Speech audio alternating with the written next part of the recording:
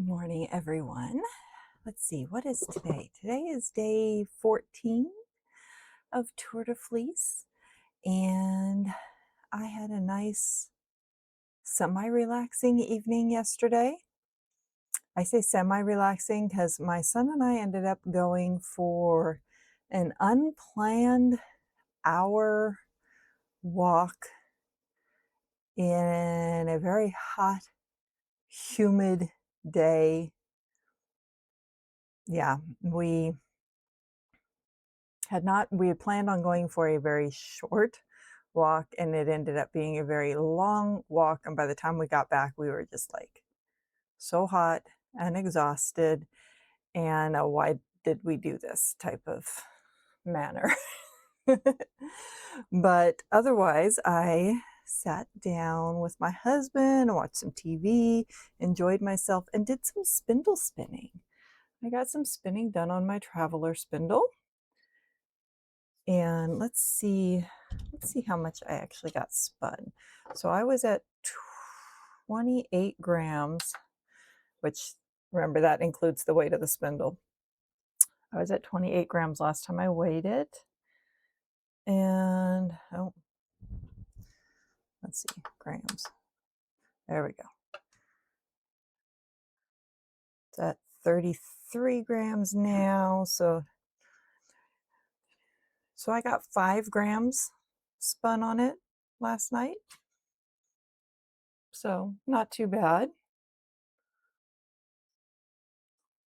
That was not too bad at all. That was pretty good. I guess I should write that down so I don't forget it for next time. So 33 is what I'm at now. Yeah, so I thought that needed some work done on it.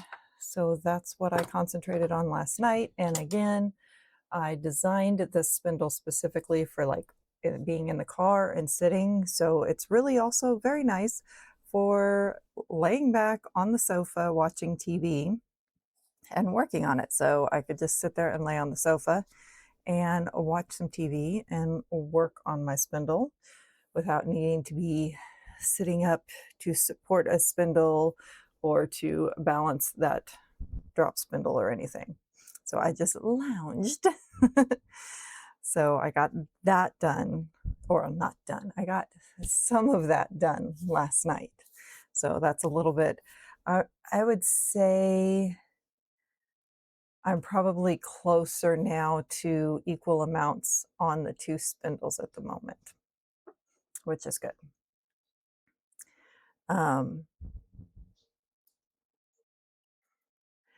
I hear noises in the hallway and I'm like, the 2 dogs are at my feet. So what am I hearing? It's got to be the cat. She found a twist tie in the hallway the other day and she's been playing with it. And we actually left it alone for her to play with because all of my animals don't play with toys very much. So when they find something to play with, I like to let them play with it. It's cute. I don't know why mine don't like to play with toys. And it's not that they don't have toys. They just don't really play with toys. Okay, so goals for today. I'm going to work on the caramel apple and see how far I get. I mean, obviously, at least one bobbin would be nice, but we'll see how far. I am like 90% sure I'm going to end up going to town with my sister-in-law later today. So we'll see how far I get, but she's currently not home. So I know as soon as I turn this off, I get to work for a little while. So we'll see how much I get done, but yeah, at least one bobbin, hopefully more. So gonna get off of here before I start rambling, because y'all know I can start rambling very easily. I do have my regular podcast. So if you've been with me a while, you know I do regular podcasts that go up on Saturdays and I record them on Fridays. So I do have that regular podcast that I do need to record today and edit. along with obviously this video. So that does need to get done at some point today too. Okay, see, I told you I'd start rambling. So I'm going to get off and I'm going to start spinning, and I'll see you all in a few hours. So happy spinning. I think today has been rather successful. I spun not one, but two bobbins of the caramel apple. Block my face. So I got two of those done. I did one this morning before I did anything else. I got off of here, spun one. So I was like, okay, I've got one done. I'm good for the day if nothing else happens. And then I went to town, did all the things, came back, and I have some sewing I want to do. I actually stopped at the store to pick up some interfacing I needed, and I came home and I was messaging with Amy from Happy Little Yarn, and I'm like, I'm sitting here doom scrolling, trying to decide, am I sewing or am I spinning more? So I finally opted to do more spinning that I knew I should be doing. So I got on, spun some more, and I got done with that. And I was really wanting to do some more spinning because you can see right there, I have a whole bunch of BFL that if you've been following me a while, you may have seen a video from a few weeks back when I was scouring a fleece that I didn't know what it was, and it downpoured on me in the middle of it. That I've finally decided, I'm like 99.9% sure that fleece is a BFL. And there's 3 of those little totes there full of it. And this is what the fleece looks like. A beautiful, beautiful fleece. It was a really nice, clean fleece as far as like VM and stuff went. There was like hardly any in it. I've had it for a few years now. I have another one that I do not know if there will be a tag in it. Don't know what it is at the moment. Anyway, I have been wanting to at least do a test spin on it. And I already had it sitting right there. You can see the tiniest little tuft right there. I had already put some on the combs and combed it. And so the tiniest little tuft is sitting there because I had dizzed it off.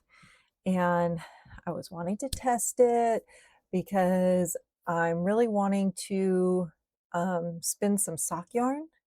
I'd like to make myself a pair of socks. I'd like to make my husband a pair of socks. I'd like to maybe make, even though my son keeps telling me, nah, mom, I don't want you to make me socks. I kind of want to make him a pair of socks. I don't know. I've got enough there. I might make everybody in the house socks. Who knows? But I'd like to do some sock yarn. I have not spun sock yarn yet. Fleece and Fiber Sourcebook says BFL is great for socks. You've got a really nice long staple length. It's long, it's strong, it's got great crimp to it. It's soft, though under your feet, the softness, I mean, I have a Icelandic rug that I knit. If you've been here a while, you might have seen that video too. But I knit that and I love the feel of it under my feet. And that's a rougher one that you're not going to have up against your skin. So under your feet, it's not going to bother you as much, but this is really nice and soft. I think the color is beautiful, everything about it. I just would like to do some socks. So I've been wanting to test that little bit that I had combed and just see what I could do with the spin. So I did that. And I did not let the bobbins rest. I just went ahead and did the test spin. So I did that. So it's currently, I have my little travel nitty knotties that are my little ones. I don't know if you've seen these or if you haven't. My son and I designed these a couple of years ago. They have all the knitting needle sizes here. They have your wraps per inch. They have my little logo. Then they have your different weight sizes and stuff here. And it's a 1 yard. It's a little travel nitty knotty, and they come apart and it lays flat. So, being the fact this was just a test spin, I put it on the 1-yard one, and I still have it sitting there because I didn't let it rest the other way, so I thought, "Ah, I'll leave it sit here for a little bit." But anyway, I messaged a friend of mine out in California who has been on this channel a few times, my friend Mary, and she spins for socks quite often. And I was like, I thought I remembered the fact that she usually does at least a 3-ply. So I messaged her and I'm like, 2-ply or 3-ply better for socks? She said, definitely 3-ply or even a 4-ply. They're harder wearing, they're much better. And so I was like, okay, that's what I thought.